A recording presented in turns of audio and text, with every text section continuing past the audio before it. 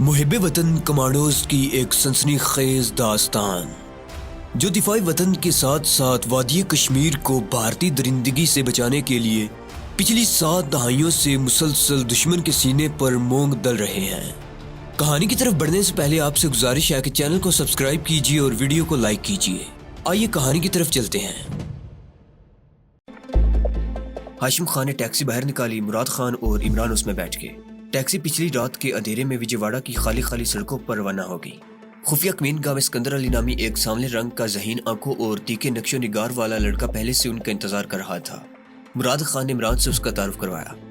یہ اسکندر علی ہے، بڑا جانباز قسم کا مجاہد ہے، کشمیر کی جہاد میں بھی 3 بار شریک ہونے کی سعادت حاصل کر چکا ہے، اس کو سب کچھ سمجھا دیا گیا ہے۔ پھر مراد خان نے اسکندر علی سے عمران کا تعارف کرواتے ہوئے کہا، اسکندر علی یہ ہمارا سرفروش کمانڈو عمران ہے، جس کے کارنامے ہم مجاہدوں کی تاریخ میں سنہری حروف سے لکھے جائیں گے، مگر اب یہ تمہارے پاس گوپی چند اگروال ہے اور تم ان کے پرسنل سیکریٹری راج کمار ہو، باقی تمہیں جو کچھ کرنا ہے تمہیں سمجھا دیا گیا ہے۔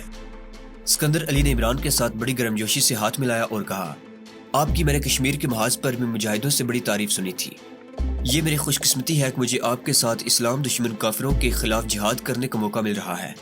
مراد خان نے اسکندر علی سے کہا، اسکندر علی چارپائی کے نیچے 2 سوٹ کیس رکھے ہیں، انہیں کھینچ کر باہر نکالو۔ اسکندر علی نے دونوں سوٹ کیس چارپائی کے نیچے سے باہر نکال دیے۔ مراد خان نے کہا، انہیں کھول کر عمران کو دکھاؤ۔ اسکندر علی نے باری باری دونوں سوٹ کیسوں کو کھول دیا۔ نیچی چھت والی کمین گاہ میں بجلی کا بلب جل رہا تھا۔ عمران نے اس کی روشنی میں جو کچھ دیکھا اس پر اسے یقین نہیں آ رہا تھا۔ دونوں سوٹ کیس بڑے سائز کے تھے اور بھارت کے کرنسی نوٹوں سے بھرے ہوئے تھے۔ مراد خان نے نوٹوں کی ایک گڈی اٹھا کر عمران کے ہاتھ میں دے دی اور کہا، یہ والا سوٹ کیس 1000 روپے کی کرنسی نوٹوں کی گڈیوں سے اور دوسرا سوٹ کیس 500 والے بھارتی کرنسی نوٹوں سے بھرا ہوا ہے۔ ساتھ والی کوٹڑی میں اس سے بھی بڑا ایک اور سوٹ کیس ہے جو 100 کے نوٹوں سے بھرا ہوا ہے۔ تم اس مشن پر ضرورت کے مطابق جتنا چاہو خرچ کر سکتے ہو اور اگر روپیہ پانی کی طرح بہانا چاہو تو وہ بھی کر سکتے ہو۔ اب تمہیں یقین آ گیا ہوگا کہ ہمارے وسائل لامحدود ہیں۔ عمران ہزار کے بھارتی کرنسی نوٹوں کو ایک ایک کر کے دیکھ رہا تھا۔ مراد خان بولا، یہ بالکل اصلی نوٹ ہیں، اس کی تم فکر نہ کرو۔ عمران نے نوٹوں کی گڈی سوٹ کیس میں رکھتے ہوئے کہا، یہ اتنے سارے نوٹ آپ کے پاس کہاں سے آ گئے؟ مراد خان مسکرایا، کہنے لگا، یہ سب کے سب جعلی نوٹ ہیں، لیکن انہیں ایسی ٹیکنیکل مہارت سے چھاپا گیا ہے کہ ان میں اور اصلی کرنسی میں ذرا برابر بھی فرق نہیں ہے۔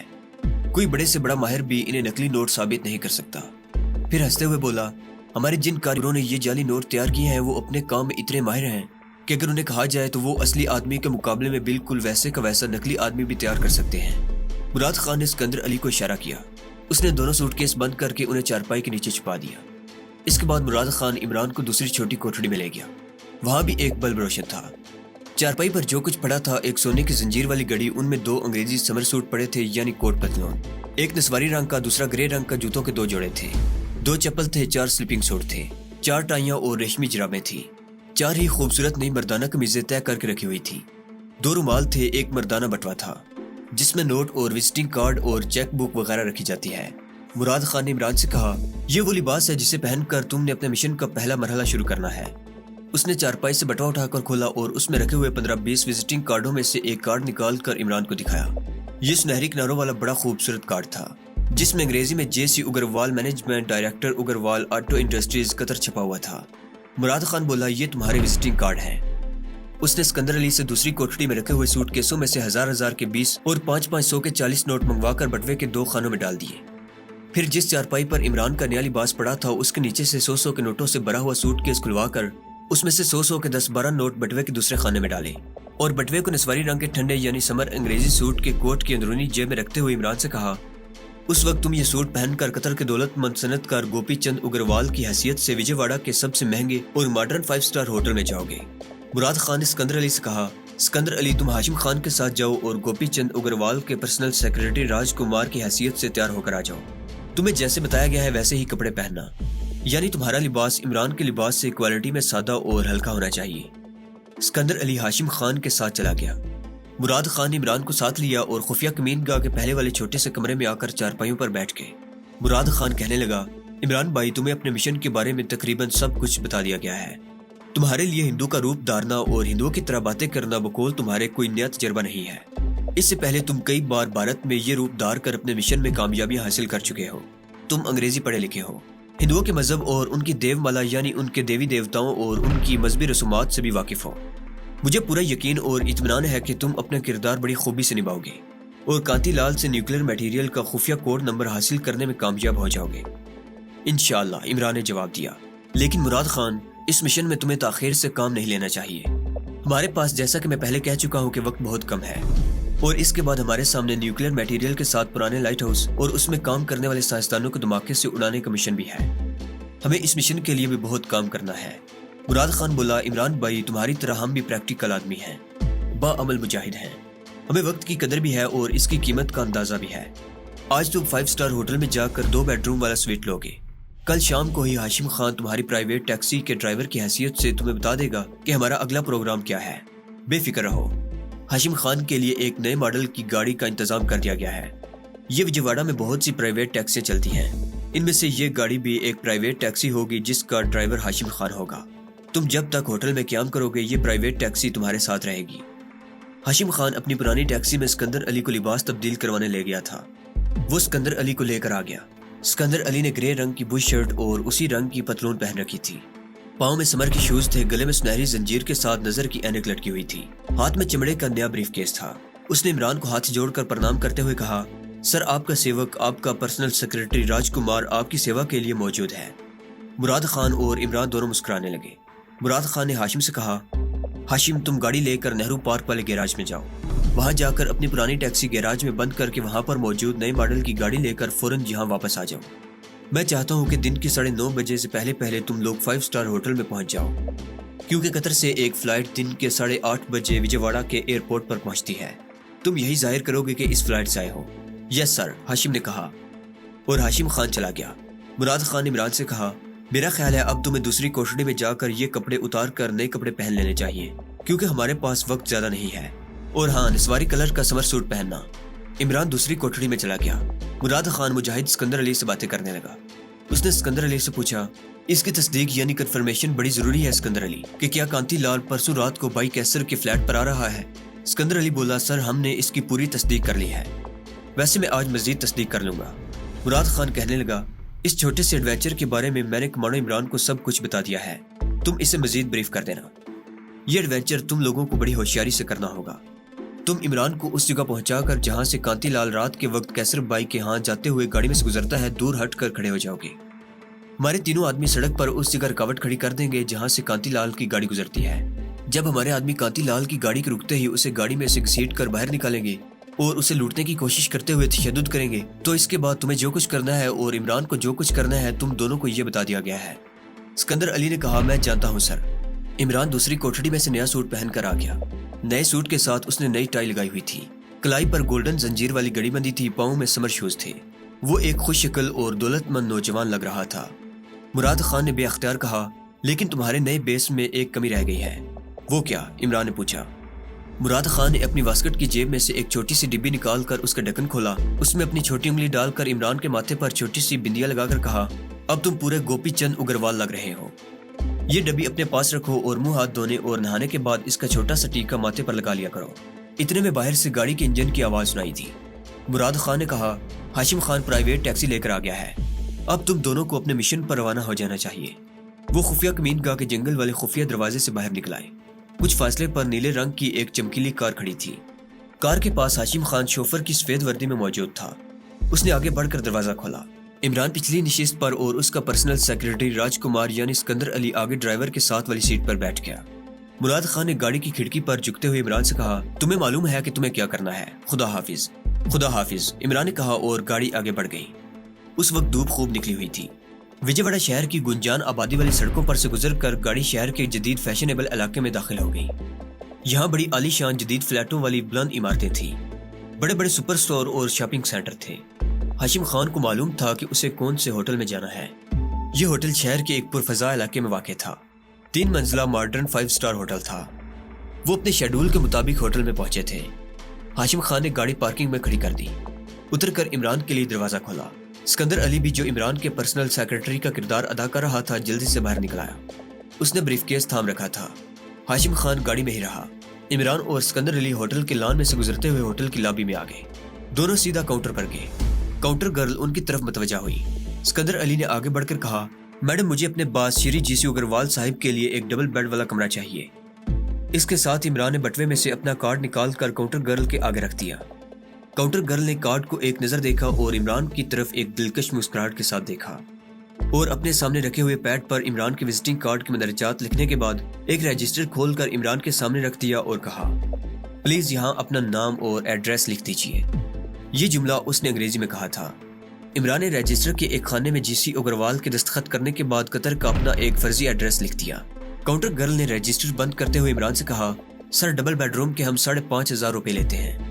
عمران نے بٹوے میں سے 5,500 روپے نکال کر کاؤنٹر گرل کے حوالے کیے، جس نے ایک رسید بنا کر عمران کو دی اور چابی اسکندر علی کو دیتے ہوئے ہوٹل کے بیل بوائے سے کہا، صاحب کو 13A روم میں لے جاؤ۔ Sir please come. ہوٹل کے پورٹر یا بیل بوائے نے بھی انگریزی بولنے کی کوشش کرتے ہوئے کہا۔ Double bed room number 13A hotel کی دوسری منزل کے کونے میں واقع تھا۔ کمروں میں ہر قسم کی جدید سہولت موجود تھی۔ اسکندر علی نے پورٹر کو 10 روپے ٹپ دیا۔ وہ چلا گیا تو اسکندر علی نے دروازہ بند کر دیا اور بولا، میرا خیال ہے سر کہ ناشتہ اوپر ہی منگوا لیا جائے۔ عمران آرام دہ صوفے پر بیٹھ گیا، کہنے لگا، ناشتے کی ضرورت تو مجھے بھی محسوس ہو رہی ہے۔ اسکندر علی نے فون کا ریسیور اٹھا کر سروس کا نمبر گھمایا اور کمرے میں 2 ناشتوں کا آرڈر دے دیا۔ عمران نے کہا، میرا خیال ہے مجھے یہ سوٹ اتار کر کرتا پاجامہ پہن لینا چاہیے کیونکہ مجھے کہیں باہر تو جانا نہیں ہے۔ اسکندر علی بولا، اچھا خیال ہے۔ ایک چھوٹا سوٹ کیس وہ اپنے ساتھ لائے تھے جس میں سلیپنگ سوٹ کے علاوہ سلک کے کرتا پاجامہ کے 2 جوڑے بھی تھے۔ جتنی دیر میں عمران نے بیڈ روم میں جا کر لباس تبدیل کیا، اتنی دیر میں بیرے نے ناشتہ لا کر کافی ٹیبل پر بڑے سلیقے سے لگا دیا تھا۔ بیرا پرنام کر کے چلا گیا۔ عمران نے ٹوسٹ پر شہد اور مکھن لگاتے ہوئے اسکندر علی سے کہا، اسکندر علی ایک مدت کے بعد اس قسم کی آسائشیں دیکھی ہیں۔ اسکندر علی نے کہا، سر کیسا لگ رہا ہے؟ عمران بولا، سخت الجھن محسوس ہو رہی ہے۔ ایک مدت سے کمانڈو کی سخت زندگی کا عادی بن چکا ہوں۔ اسکندر علی چائے بنا رہا تھا، کہنے لگا، سر یہ بھی تو آپ کی کمانڈو لائف کا ایک حصہ ہے۔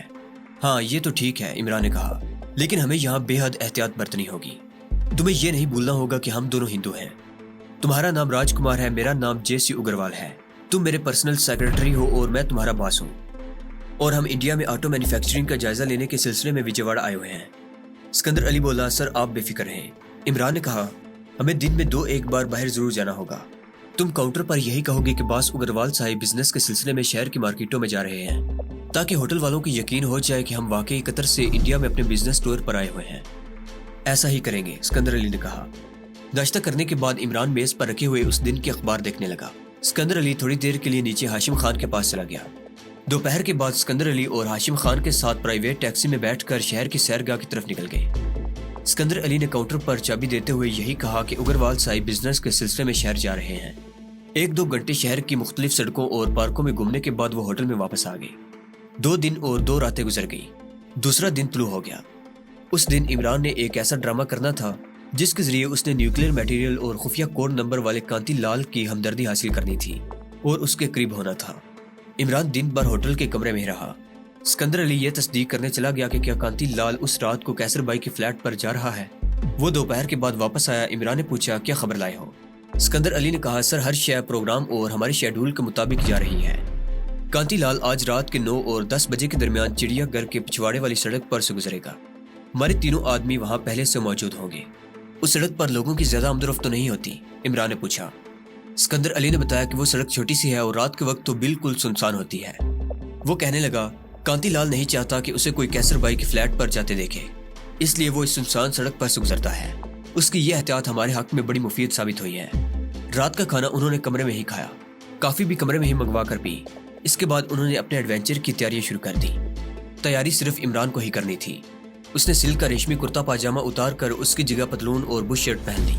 اپنے ساتھ اسے اسلحہ یا کمانڈو چاقو رکھنے کی ضرورت ہی نہیں تھی کیونکہ وہاں صرف ڈرامہ ہونے والا تھا۔ 8:30 بجے عمران پتلون قمیض اور سمر شوز میں ملبوس اپنے پرسنل سیکرٹری راج کمار یعنی اسکندر علی کے ساتھ لفٹ کے ذریعے لابی میں آ گیا۔ اسکندر علی نے کاؤنٹر پر جا کر چابی دی اور کہا کہ اگروال صاحب ایک بزنس پارٹنر سے ملنے جا رہے ہیں۔ پورچ میں شوفر کی وردی میں ہاشم خان نیلی گاڑی کے پاس ادب سے کھڑا تھا۔ جیسے ہی عمران گاڑی کے قریب بڑھا، اس نے جلدی سے پچھلی نشست کا دروازہ کھول دیا۔ عمران پیچھے اور اسکندر علی آگے ہاشم خان کے ساتھ بیٹھ گیا اور گاڑی شہر کے سب سے بڑے چڑیا گھر کی طرف روانہ ہو گئی۔ یہ چڑیا گھر شہر سے باہر واقع تھا۔ چڑیا گھر کے پیچھے سے جو سڑک گزرتی تھی اس پر ناریل اور بانس کے درخت جھکے ہوئے تھے۔ رات کے وقت ادھر سے کوئی نہیں گزرتا تھا۔ ہاشم خان نے منصوبے کے مطابق چڑیا گھر کی عقبی سڑک سے کچھ فاصلے پر گاڑی کھڑی کر دی۔ हाशिम खान, सिकंदर अली भी इमरान के साथ गाड़ी से बाहर आ गए। इमरान ने उनसे कहा, तुम लोग दरख्तों के पीछे छुप कर यहाँ जो ड्रामा खेला जाने वाला है उसे देखोगे और फिर मेरी वापसी तक इसी जगह ठहरे रहोगे। उसने सिकंदर अली से पूछा, अपने आदमी कहाँ छुपे हुए हैं? क्या वो मौके पर पहुंच चुके हैं? सिकंदर अली बोला, जी हाँ, वो पहुंच गए होंगे और सड़क पर जहाँ छोटी पुलिया है उसके आसपास घात लगाए बैठे होंगे। कांति लाल पर इसी पुलिया के पास हमला किया जाएगा।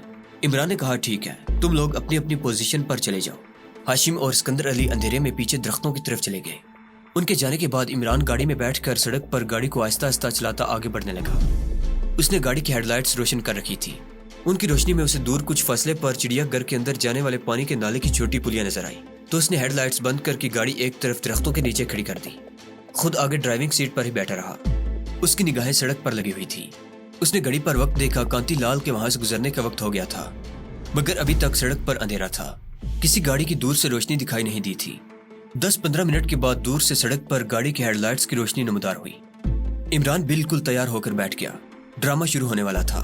वो गाड़ी की रोशनी को आगे बढ़ता देख रहा था। उसको ख्याल आया कि ये किसी दूसरे आदमी की गाड़ी हो सकती है। हो सकता है कांति लाल की गाड़ी ना हो, लेकिन अपने जो 3 आदमी पुलिया के पास गात लगाकर बैठे थे वो कांति लाल को पहचानते थे। वो उसे देख कर ही हमला करेंगे। गाड़ी आहिस्ता आहिस्ता आगे बढ़ रही थी। अब गाड़ी के इंजन की आवाज सुनाई देने लगी थी।